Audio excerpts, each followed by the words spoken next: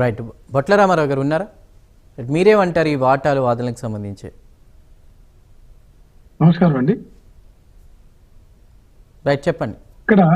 ఇక్కడ గోదావరి నది మీద వృధాగా పోయేటటువంటి నీటి మీద ప్రాజెక్టులు నిర్మిస్తుంటే ఎందుకు వీళ్ళంతా రాద్ధాంతం చేస్తున్నారు అనే దాని మీద మనం చూసుకుంటే ఇక్కడ ఒక క్లారిటీ అనేది లేనటువంటి పరిస్థితి ఉందండి.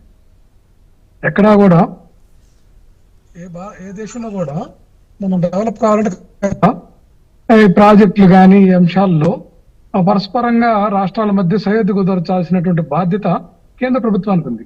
మరి కోర్టుల మెట్లు ఎక్కిందాక ఇప్పుడు గోదావరి ప్రాజెక్టు మీద ఉన్నటువంటి ప్రాజెక్టుల మీద, అట్లాగే కృష్ణానది మీద ఉన్నటువంటి ప్రాజెక్టుల మీద ఇరు రాష్ట్రాల మధ్య కొంత స్పష్టత లేనటువంటి వాతావరణం అయితే ఉంది కదా.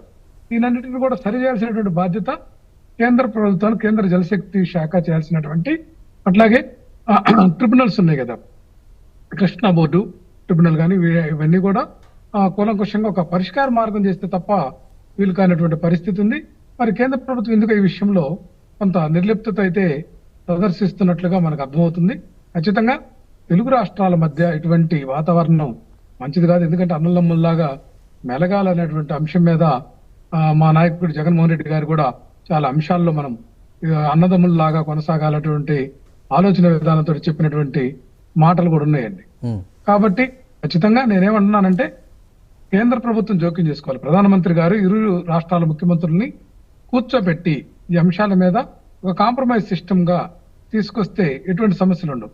కోర్టుల ద్వారా పరిష్కారమైనటువంటి అంశాలు చాలా ఇబ్బందికరంగా ఉంటాయి. అట్లాగే అది సహేతుకంగా ఉండదు. ఎందుకంటే ఈ యొక్క జల వివాదాలకి మనం సంబంధించి ముందు కూడా చూసాం, చాలా యుద్ధాలు జరిగినాయి. ఏది గతంలో పెద్ద యుద్ధాలు జరిగినాయి అనమాట. ఇరు రాష్ట్రాల మధ్య అరెస్టులు దాకా పోయినటువంటి సందర్భాలు కూడా మనం చూసాం. అటువంటి పరిస్థితులు లేకుండా మహారాష్ట్ర తోటి కానీ మిగతా అంశాల్లో ఈ యొక్క జల వివాదాలను, అట్లాగే మన తమిళనాడు కూడా మనము ఒక మానవతా దృక్పథంతో తెలుగు గంగ నుంచి నీళ్లు ఇచ్చేటటువంటి ఆ యొక్క సహృద్భావ వాతావరణం ఉంది, తమిళకు కూడా పరిస్థితుంది.